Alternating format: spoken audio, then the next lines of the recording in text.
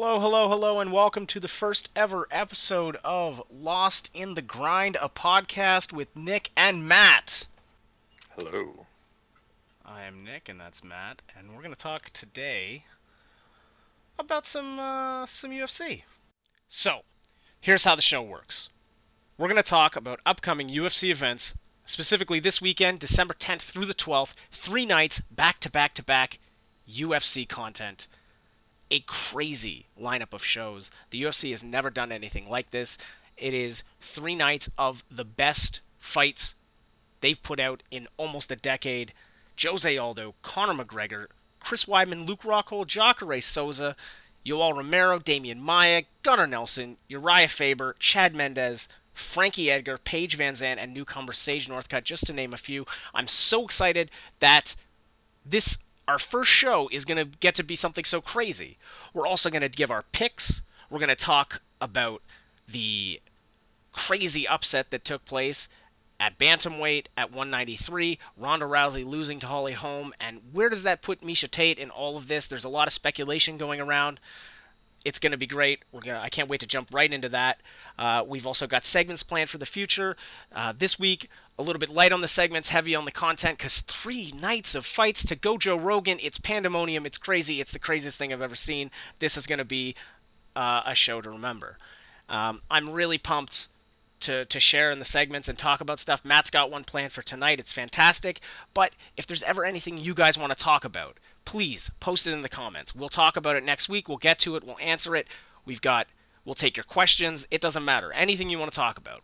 That being said as well, if there's ever anything you're not connecting with, we get it. Hardcore or casual, you don't have to get everything. You don't have to like everything. So if you don't leave though. Click below. You can see all the content that we're going to talk about. There'll be direct links to exactly where in the podcast that's being talked about. So at the click of one link, you get everything you want.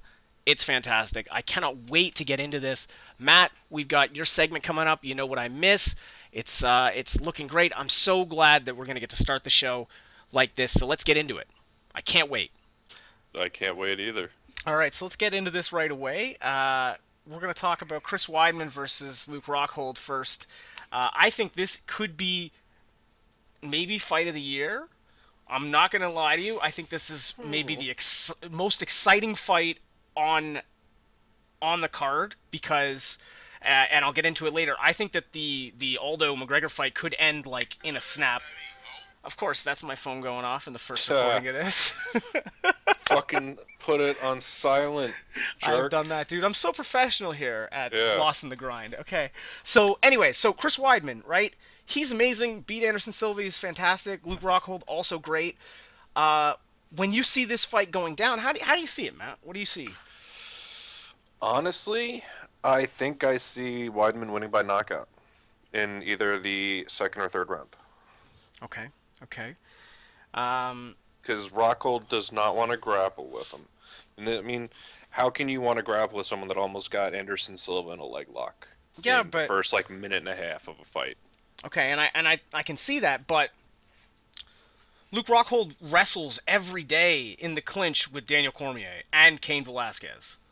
Okay, and Yeah. what we've seen in a lot of the in the lower weight divisions, right? Especially recently, the success of Team Alpha Male. I mean, that camp produces so many top level grapplers, and at the higher divisions, this is, I think, outside of Winklejohn, probably the best camp, right?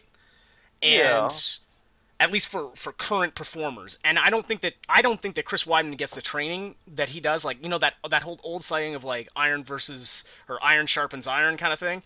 I think that's exactly how I see the fight going to possibly the 5th round, and I think I it could could see it being a war. it could turn. Obviously, I think it is going to be a more technical version of uh, of Rory McDonald versus Robbie Lawler, except that I could see this fight being just as bloody, like Oh just yeah, as they bloody. bleed real easy. The both of Yeah, them. and I think it could be the best fight of the year. Like that's breaking it Well, down it's a got little. to now best fight of the year or best championship fight of the year. Probably best championship fight of the year, to be honest. I don't But know, man. Gus Cormier is still number one for me. Really? Yeah, Hmm. That was a good fight. it was. And I'm not, and you know, I know everyone would probably want to say Holly Holm, Ronda Rousey, but one, and you have to admit it, I called it. I know you called it. I know. I know. I know. But Right. let me. But I still think. I think Rory McDonald versus Robbie Lawler was the fight of the year. To be honest. Yeah. Well, that's the fight of the year, not championship I fight. think It's it's the both right fight of the now. year. So I think that if this fight is better than that, I mean, I don't know. I think this will be more technical because I think that Yeah. since it was the second time they met, they Yeah. definitely opened And up more than they would also, have. 170-pound division is just a bunch of fucking animals. Yeah, well, I think every honestly, I think every division Yeah, but like, look at after about 135 yeah, is pretty deep.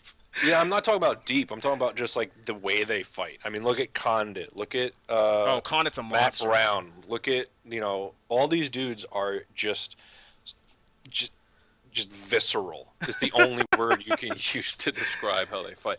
They just they just assault you. I mean, Robbie Lawler had three lips at the end of the fight. Yeah, You know, fucking Rory looked like the undead.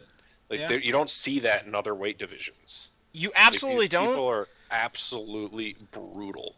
I think that Carlos Condit versus Robbie Lawler is going to be absolutely ridiculous. And I think this is absolutely this is the setup. This is my crazy conspiracy for the whole thing is that after Condit and Robbie Lawler go to fucking war and Robbie Lawler starts to get more beat up in every fight, then GSP comes back, takes his title. I'm just saying GSP 2016. That's all I'm saying right now.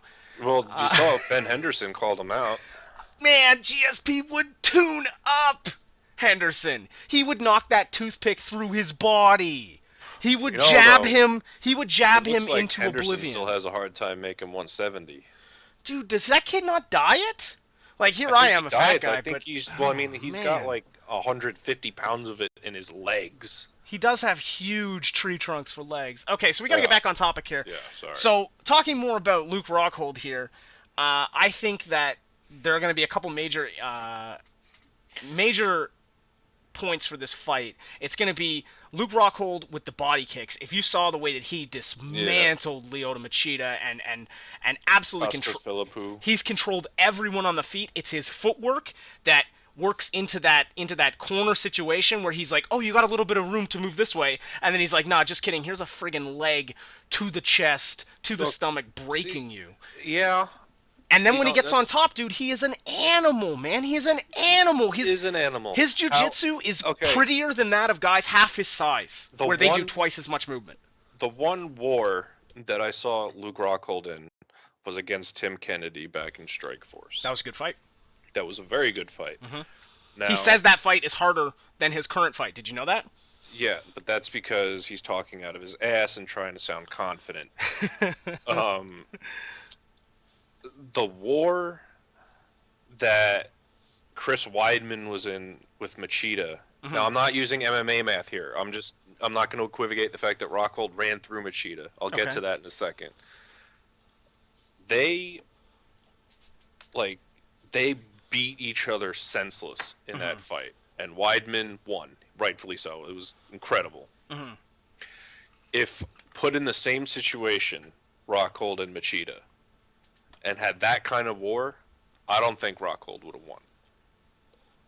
Uh, I mean, but the Now, fact is, it didn't what happen though, right? it didn't. Now here's the thing: is Machida came off his loss to Yoel Romero way too quick against Rockhold. He still wasn't okay after those fucking murder elbows that Romero dropped on that guy. that fight It, is also on the card. You know, we haven't talked about that. That we Yoel haven't Romero talked versus about that. Jacare Jacare. Souza. Oh man, that's a murder card. Like Yeah, this card through and through. Max it's Holloway. actually worth the money Yeah, when we get for into the once. picks, we'll talk about that.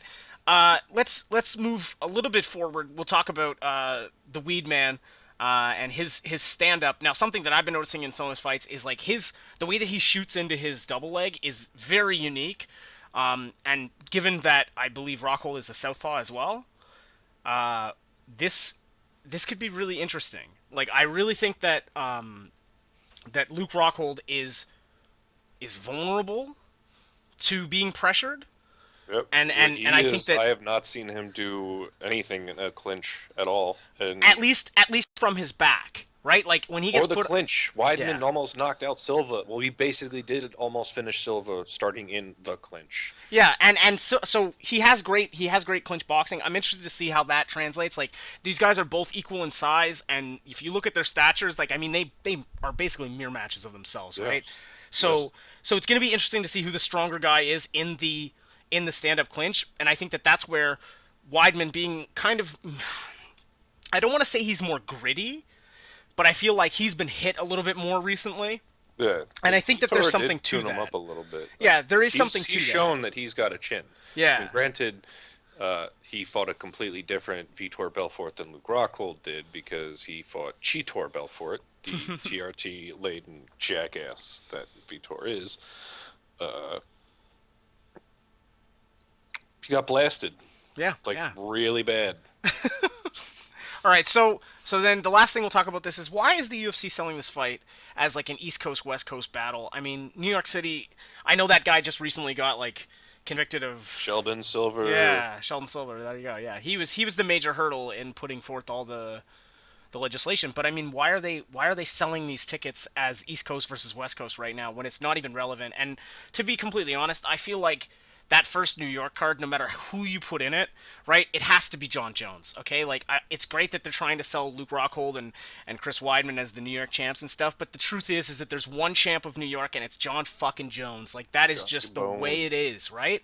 I mean, even Frankie Edgar for his time, he was the New Jersey kid, right? I Yep, just Tom's don't River. I just don't see. I mean, both of those guys are from the same thing. Chris Weidman and Frankie have very similar like locations, but I just No, isn't it? no, Weidman's in fucking Long Island, dude. It's like Oh, I thought 3 or that he was 4 living hours away upstate or from the something Jersey now. I Shore. don't know. Never mind. Okay.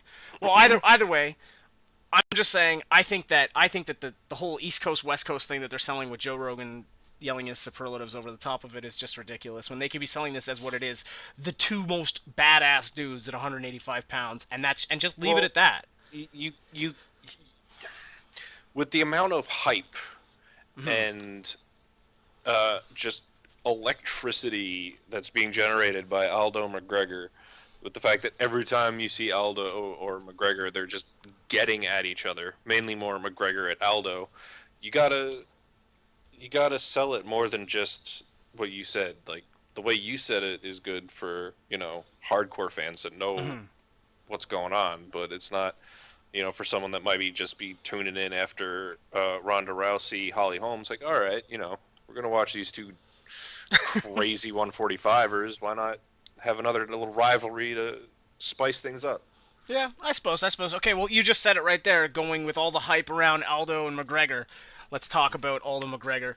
The way I see it as if you look at the fight, Jose Aldo unquestionably has more tools in the toolbox. I mean, we've seen knees, we've seen his skills on the ground, we've seen his just ability to counter, and when he has gotten side on kids, he has tuned them up with not one shot, but like two or three shots following up on almost every counter.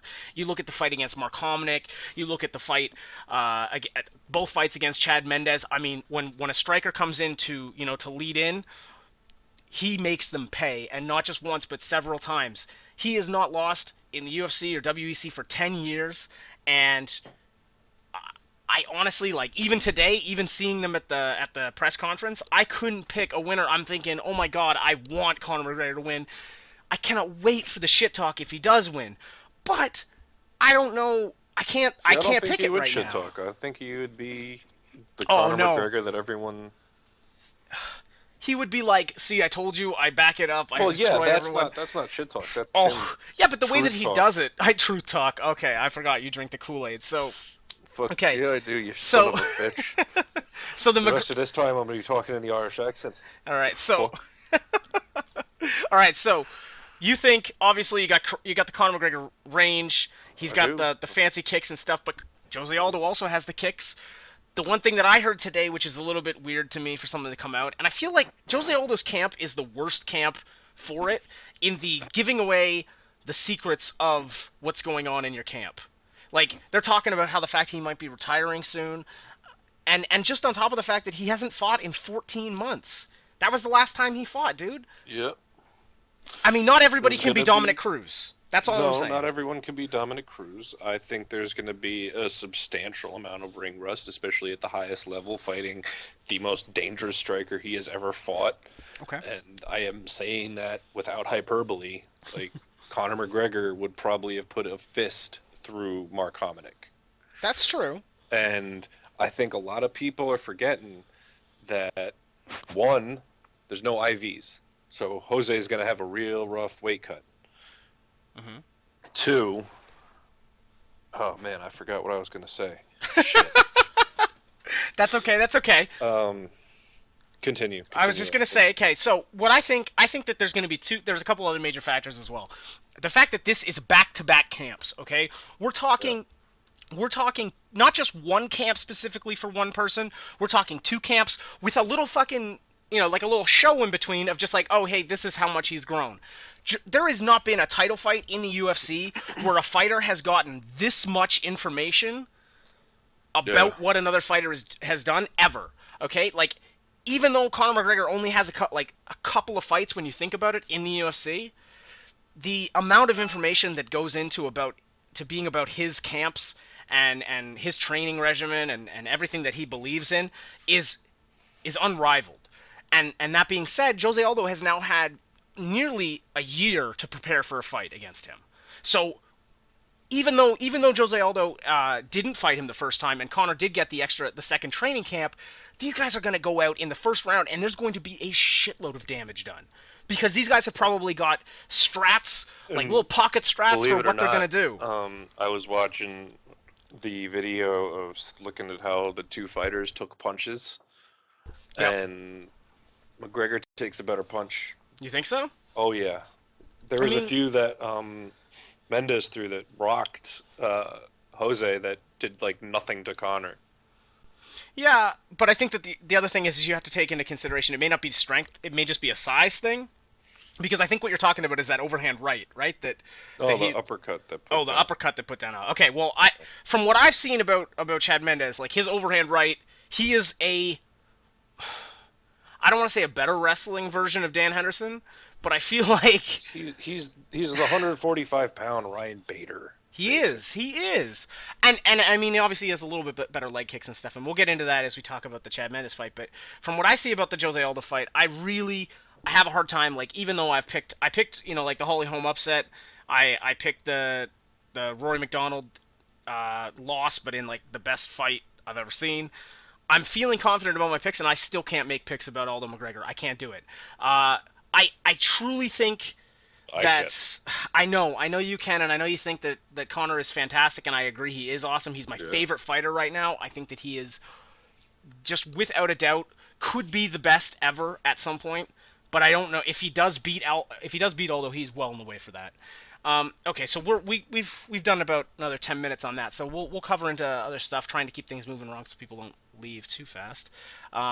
We'll talk about Frankie the Answer Edgar against Chad Money Mendes. This fight is interesting to me.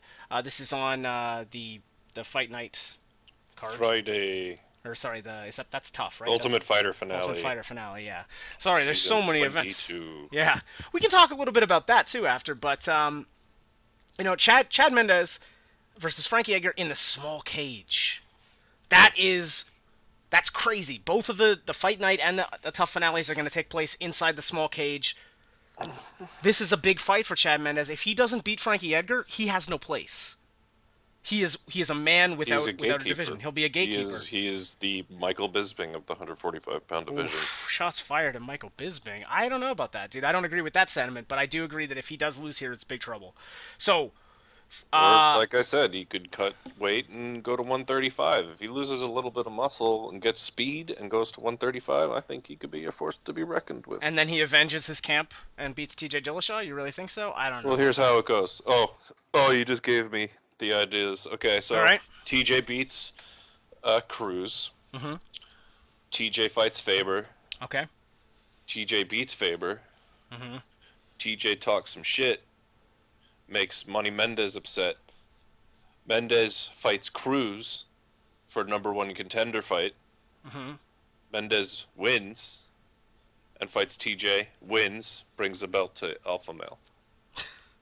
I just made like a 2-year storyline for UFC You right just there. WWE'd the the 135-pound division. What's up? What's up? All right, all right. But what do you think? Okay, aside from your crazy conspiracy theory, It's not what do you think? conspiracy. How do you how do you think Frankie does? Not against Chad. We'll go to our picks later on for the Chad thing, but since this is such a like a long-term fight card, right, with so much on the line, Yeah. Frankie Edgar, his chances against either McGregor or Aldo. I mean, do you see it? I don't see it. I do Who because does he beat?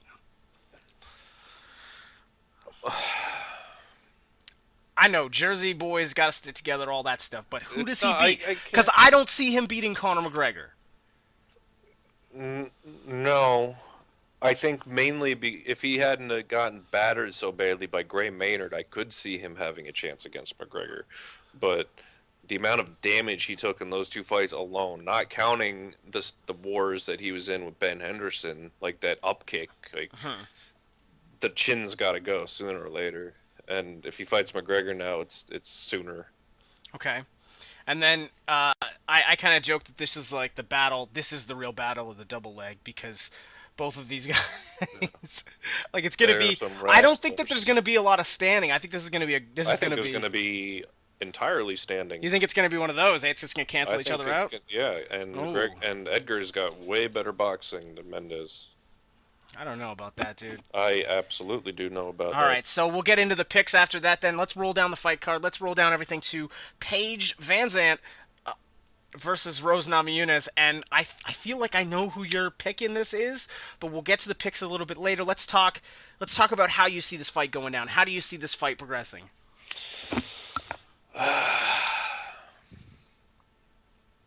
I, I can see it being one of those crazy two women that just don't back down. I'm talking like Misha Tate, uh, Kat Zingano just battles Okay. where one won't give the other an inch and they just throw down. All right. All right. Or it could be a first round sub. And then in that case, you go to Namajunas or what? Uh, Or either yeah, way subs. either Okay. way. But So from my perspective, the way I see it is this totally comes down to camps. I think that Rose could be a threat at 115 pounds potentially, but and I'm not putting bias into this. I think alpha male, like, just as far as things go, like it's the best 135, 145 players in the game, and there is no way that Rose Namajunas gets that kind of training every day with Pat Barry or really, at Duke fucking Nate Rufus Mark. Sport, Nate, really, at Rufus Sport where Anthony Pettis trains, she I doesn't get don't good training. I don't think that he trains with her, does he? I mean, Hey, really? she I trains feel at like Rufus Sport, yeah, but I feel like Anthony just Pettis because, trains with his brother and and that's Pat it. Barry, I don't think that they do much with Pat Barry, okay? they do. Pat Barry, wonderful, funny guy. I think Pat Barry is very Look, I get it. questionable Yes, in because if training. you sneeze, you'd knock him out. Yeah, But so and okay. he's still a really, really accomplished kickboxer. I absolutely agree. He was a great kickboxer. Now, but what I'm trying to say is these couples that train together, okay? I think that there's like, okay, if Misha Tate trained, for example, at TriStar or trained at a I don't know, even before all this Holly Holm stuff, if she trained at somewhere like Winklejohn, would she not be a better fighter Well, than where if does she trained? Caraway train? They train in like Seattle in Caraway's basement. I'm pretty sure. I don't know, like it's not reputable to my memory. I'm not sure. You can check that if you want. We need a third person to fact check my bullshit. That's what we need for future reference. That's what I'm doing right now. All right, so you fact check that. I'm just gonna say I think that this. I don't think that either of these girls are at a place where they could even hang with Joanna. Johanna? Oh no, because Johanna is a serial killer. True, true, true. Okay. While you fact check that, we'll move down talking more about Misha Tate. So it came out today that it could possibly be Misha Tate versus Holly Holm. That's kind of the speculation, especially with the Mhm. Ronda Rousey timeline being up to a year before she can come back. And, like, that could be a huge deal. That's a huge effect for UFC 200. So now there's talk that it could be Tate versus Holm. A lot of people think Tate has a better chance at fighting Holm than Ronda does, given that we saw Ronda has the left hand of like an infant. So if she doesn't, Yeah. so now just this is obviously not a fight prediction or anything like that. I'm saying if she can't beat Holly Holm, if this fight does happen, is her only choice not to move to 145 and fight Cyborg and Invicta because she doesn't have a place in UFC? She only has a place because I think if it's that, she's also going to be the gatekeeper.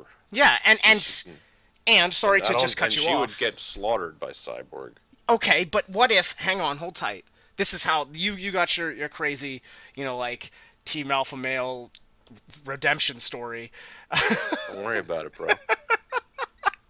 So I'm gonna use mine. Okay, This yeah, is so the she Misha does Tate. train with Caraway. This is There's nothing. Yeah, the Misha Tate redemption story is this. Misha Tate doesn't get to fight Ronda Rousey again because she loses to Holly Holm.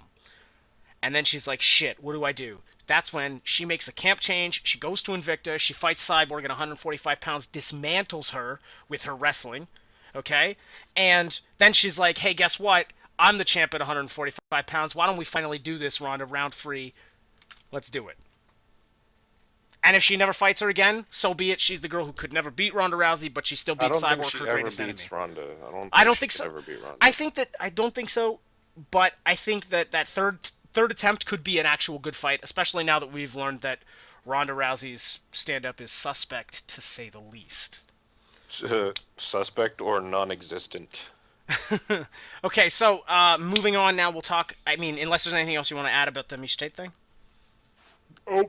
Okay, all right.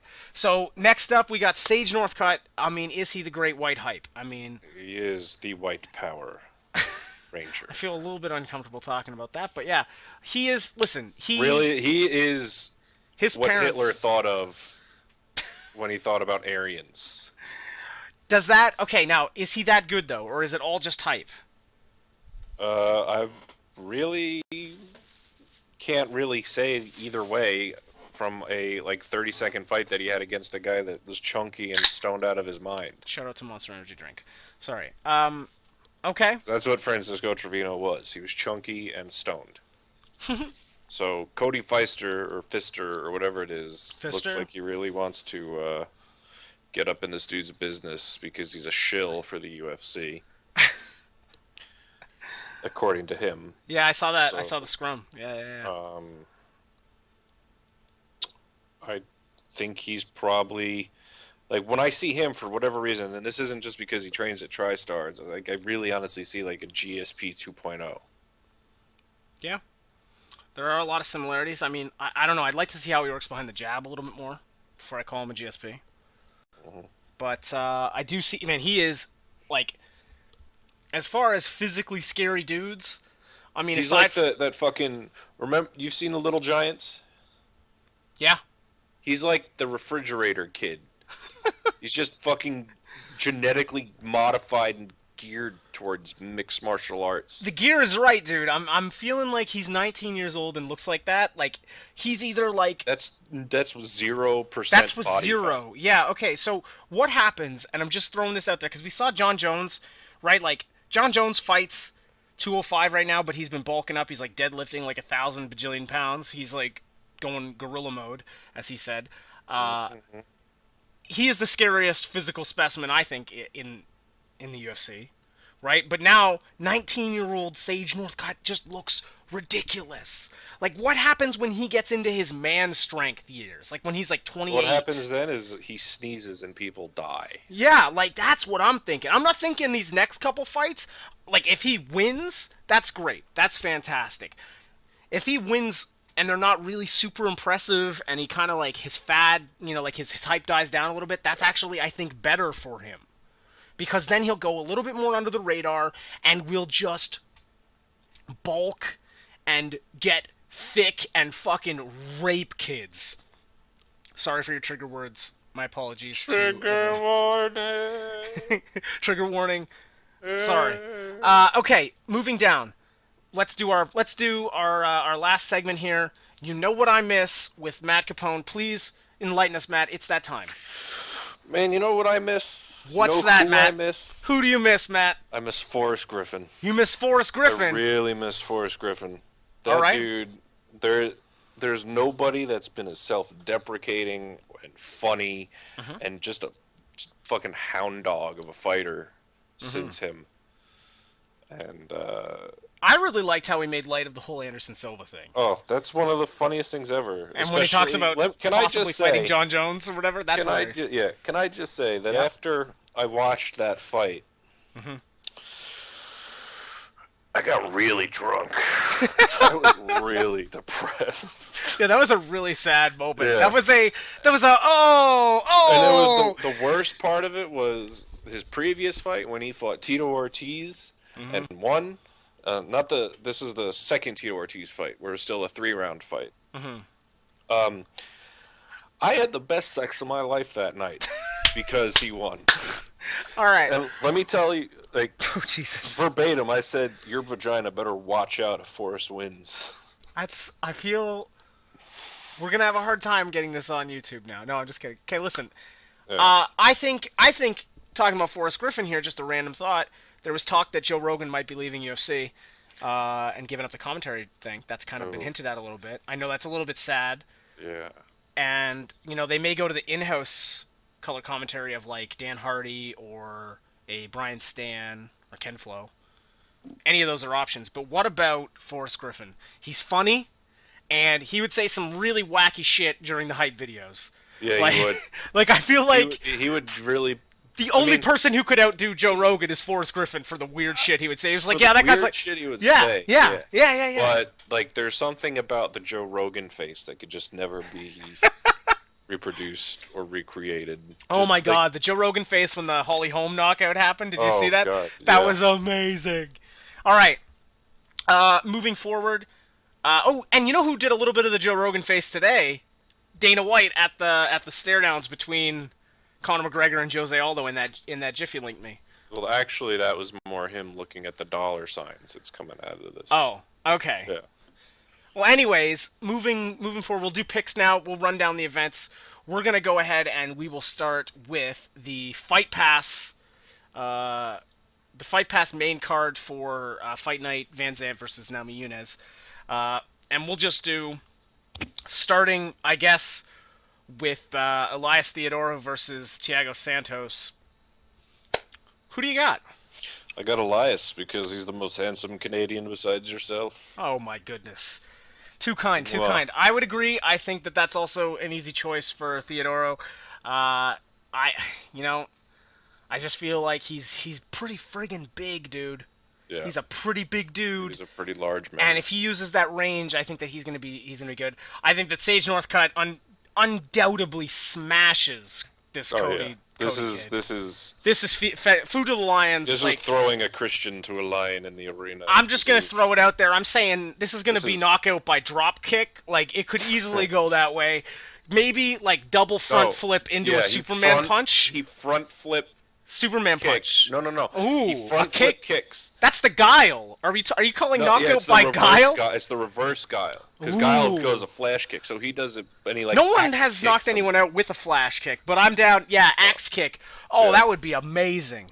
All right, and Sage Northcutt probably the only person who could pull that off. Okay, moving Yes. down, Jim Miller versus Michael Chiesa, who I actually found out Jim Miller's actually an underdog in this fight. Jim Miller is he's from New Jersey, from Uh-huh. Sparta, New Jersey. So I gotta go with the Spartan. Yep. Also, he's not a Jesus freak like Michael Chiesa. I hate that, man. And I mean, I know I'm like totally, just completely biased in the fact that I don't do religion, but like I can't stand that kind of shit at the end of fights. I know I'll Nope. take some hits here on the internet, but like, Proselytizing is garbage, you Yeah. fuckers. couldn't say it better Come myself. at me. Okay, so anyways, yeah, I think that I want Jim Miller to win. I feel like Michael Chiesa could pull it out. She could, but he won't. I'm gonna go with Michael Chiesa, I think. All right. And then after that, in the main event, we've got Rose Namajunas versus Paige VanZant. How do you see it? What do you got? Rose You got Thug Rose, eh? That's what I thought. via flying armbar. Oh, okay. Ooh. All right, all right. So Uh, she won her first fight. so that's, I mean, she does have crazy submissions, dude. You see her throwing the armbar off of like pulling guard and like just all sorts of Yeah. shit. Uh, I want to say I think she could pull it out, but I'm gonna go with Paige. I'm gonna go with the camp. I'm gonna go with the. I think it's gonna be a war either way because Rose Namajunas is one of those fighters that just doesn't She quit. shaved her head because her hair got in the way. If Rose, I'm gonna say it, okay. I think Paige VanZant's gonna win, but if Rose Namajunas does win, I think that title shot is unquestionably hers. That's all I'm saying, because I don't think Yeah, anybody else that'll be a good fight. at That'll be a real 115 good is fight. relevant. Yeah. Okay, so now we'll move on to the UFC Ultimate Fighter season 22. Just going over quickly. Did you enjoy the season? I I've didn't watched. watch it. Okay, I watched probably almost all of it. I don't I just know. saw a few of the things where Carter's like, "Keep your hands up, Artem. Keep your Yeah, hands up." it was pretty much Connor there for his teammate, and I mean it was okay. The chemistry in the house doesn't appeal to me at all anymore. Yeah, no, I Like don't. I would It's just just we assume just that they wait for the don't. episode where someone gets drunk and wants to fight. Yeah, that's you know what, and I would just assume if they did the Ultimate Fighter, if they just didn't do it in a house anymore. Like I don't even care. Put them in a fucking hotel for a month and have them fight every day. That is about as appealing to me as it is. I don't care about the teams. I don't care about the house. I care about maybe three things on the show. Dana White comes in. They do stupid coaches challenges. That's okay, I guess. And the shit talk between the coaches. Knockout reactions. Right? That's it. Yeah, it's and you know what? I could see them moving the Ultimate Fighter to like a YouTube series and having it actually be successful on Maybe that model. Fight Pass, not you. Fuck it. Okay, Fight Pass, but they could make it a successful YouTube property if they just put it on there. That's all I'm saying. There's no reason for that shit to be on TV anymore. Mm-hmm. It's boring. I'm sorry. Yep. And I try to watch it all. Okay, Eh. UFC Ultimate Fighter finale: Frankie Edgar versus Chad Money Mendes. We'll go from the I got Joe prelims? Lozon over. We'll do the prelims. Yeah. Donna. I don't really. The other two. Kawajiri's. Tatsuya Kawajiri is pretty badass. Yeah, he's gonna win. Kawajiri wins, and Jacoby Sanchez is gonna tear that kid up. Joby. Joby. Where do you get Jacoby from? I don't know why I said Jacoby. I wasn't reading Jacoby the and name. Myers. Sorry, yeah, Joby Sanchez. Sorry. Kawajiri wins. Joe Lozon versus Evan Dunham is a fight that I actually think could be one of the most entertaining fights of the weekend. Just because Joe Lozon always brings it. Beast. And he's not fighting someone with, from what I see, the punching power that really threatens him. So I feel like he's going to be able to grind out a nice victory here, doing some serious damage on the feet, and then I got it by submission. That's how I see it. Yeah. Okay, Gabriel Gonzaga, the gorilla Brazilian. The Pow. He's going to win. Yeah, I've never heard of Konstantin Erokin. Although if he's Russian, I might give it to him. But he doesn't have a Wikipedia page, so I don't care enough. I'm just gonna say this fight is pretty irrelevant to me from the way I see it. I don't see the significance in the fight. It's a filler, but it is what it is. Sure, Gabriel Gonzaga decision, maybe head knockout. I don't know, head kick. Fuck. Ryan LaFleur versus Mike Pierce. I have Ryan. I fell asleep just listening to that fight. Versus Mike Pierce. Yeah, Yeah, I'm giving it to Ryan LaFleur by boring. By boring, yeah, okay. Yep. I think Edson Barbosa versus Tony Ferguson is going to be a great fight. Yeah. Tony Ferguson is a fucking beast, He is. and I think that So when is he, Edson. yeah, I think that when he pressures him though, it's going to be a bad night. I for think Barbosa. Tony's gonna knock out Edson Barbosa. Yeah. Edson Barbosa doesn't have a chin. Yeah, that's how I see it as well. And I used to be huge on Edson Barbosa because I thought that he was one of the best knockout Yeah, he artists came in out the of UFC. He the was phenomenal. crescent kick was amazing, Yeah. and then he didn't do Jamie shit. Varner murdered him. Yeah. Chad Mendes, Frankie Edgar, small cage. Frankie. You got Frankie, I think eh? Frankie's boxing is way better than Mendes's. Man, it feels like it's been a hot minute since Frankie Edgar Edgar's fought. Well, Frankie, the last fight was that Sadness Factory. That Oh, was against J. Penn. No, didn't he fight Uriah Faber last? Did he fight Uriah? He did fight Uriah Faber. That's right. Yeah, that was. He's God. he's the true alpha male because he beat Faber. So this is a redemption fight for the camp. Yeah. You know what, dude? I'll just say it. I think Chad Mendes is gonna win. I think that Frankie Edgar should probably retire. I give it to Frankie. All I right. think he's got one more shot. At the title? Get the fuck out of here. I don't think he'll win. I think he's got another shot in him. All right, all right. You know, he So, could be like Joel Edgerton from Warrior and just come out of nowhere and win. okay. I like the reference, but oh man. Yeah. Okay.